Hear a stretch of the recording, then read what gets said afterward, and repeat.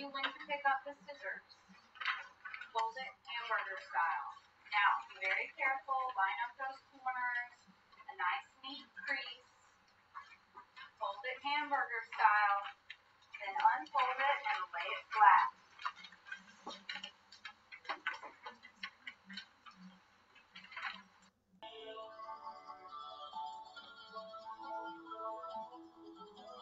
A light line right there.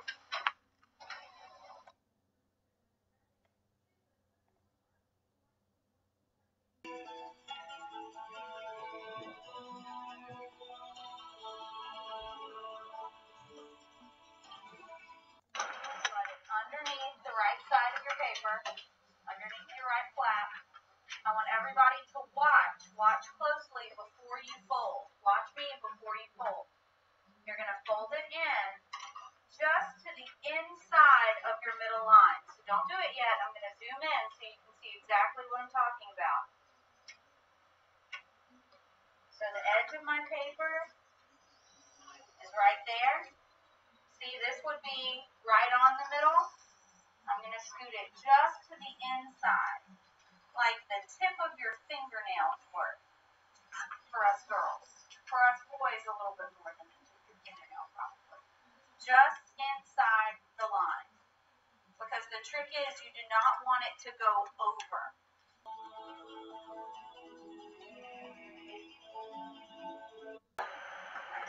Back out. Now take your left hand. We're going to do the opposite. Hold the left side in, same as before.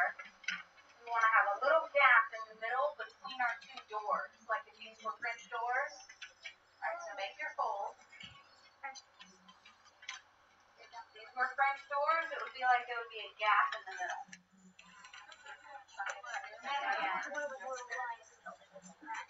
Like this.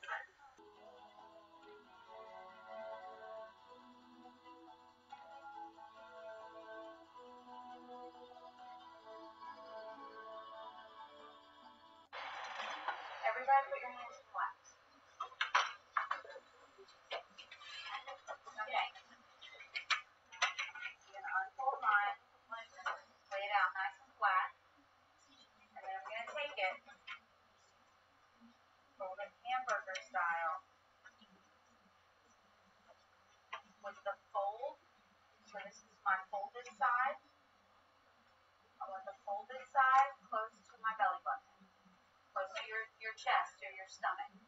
Okay? You do not want the folded side away from you. You want the folded side in. So if I unfold it, I'm talking the middle is my folded side. I want it into my stomach, and then I'm going to leave it alone. Do what I just did. Other foot.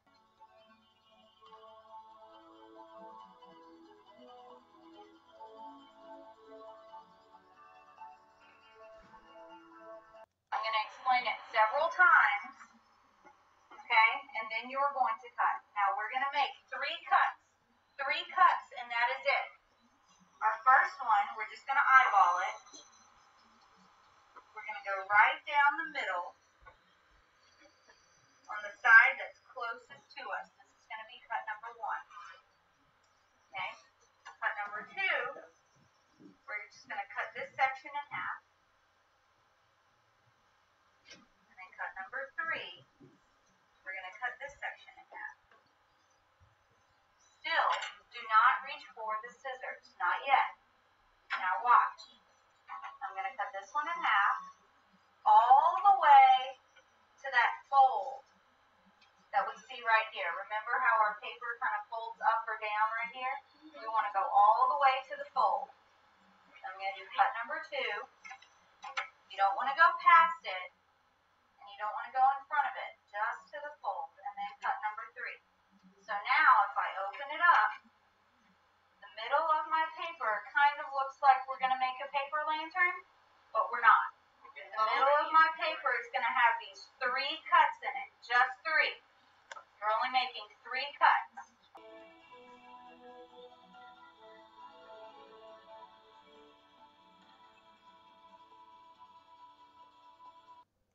It doesn't matter which way your paper is.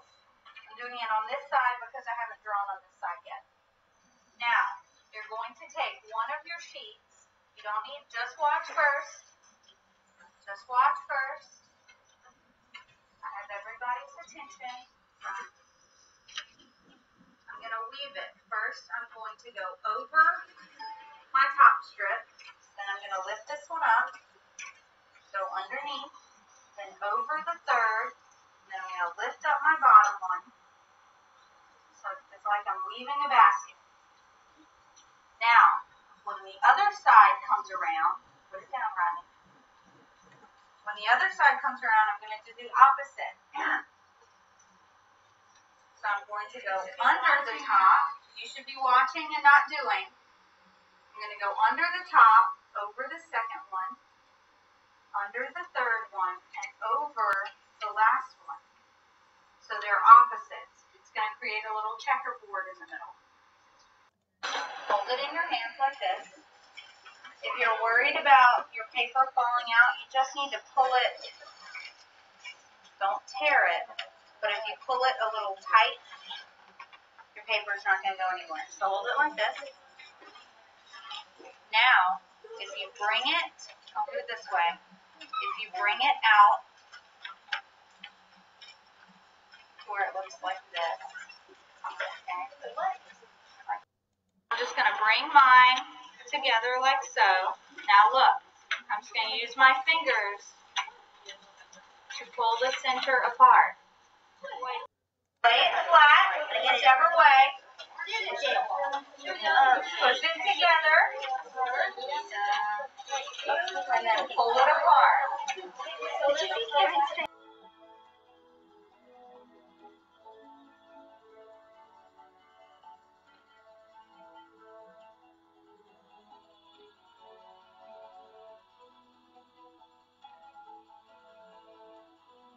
Open it up. Open it up flat. It's okay if your paper slides a little bit, because once we're done with it, I'll give you a paper clip and it'll hold it all together. We cannot glue or staple because your paper has to be able to fold both ways. So don't think that you can glue it down and it'll stay, because then your secret window won't open up. Alright? Now, those funny brushes. We are going to start. So I'm going to lay it flat like so. Everybody make yours look like mine. Take your pencil in your hand. Yours needs to look like mine. Pencil in hand. Alright.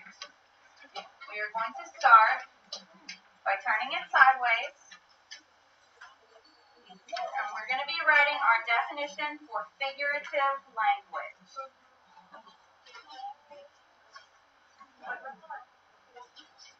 Does it matter which side you do it on? It does not. Our definition for figurative language.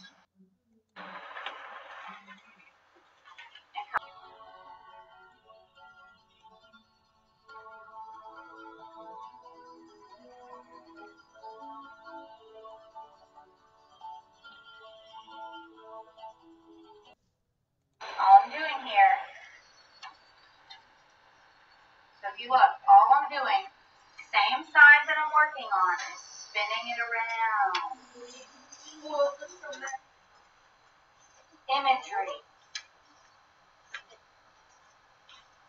The whole reason that we are learning all of this beautiful figurative language, things that are making our writing more exciting, is because we want to be able to paint pictures with our words.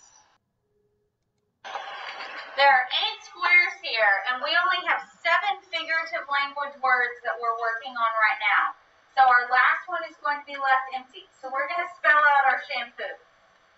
In fact, we'll do this step by step. Our first square right here is for simile.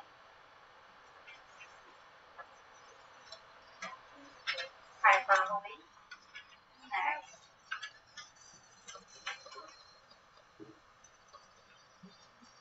Simile, hyperbole. What's next? Rodney? Alliteration. Is this the same one from our book? From our notebook? Yes. What comes after alliteration? Plural. Metaphor? Metaphor.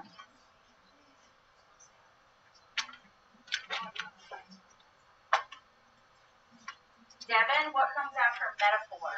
Sam, puff. What's the P?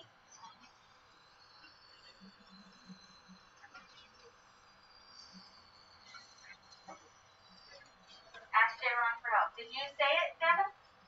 What was it? Personification. Write it kind of small at the top.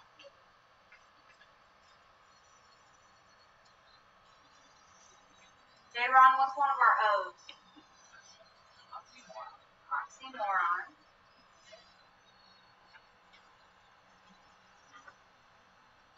Our last O, Brock.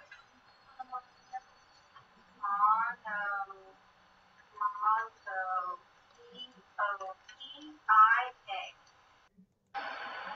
Your job now is using your notes and the examples in your notes is to write the definition in your own words. That means you can condense it.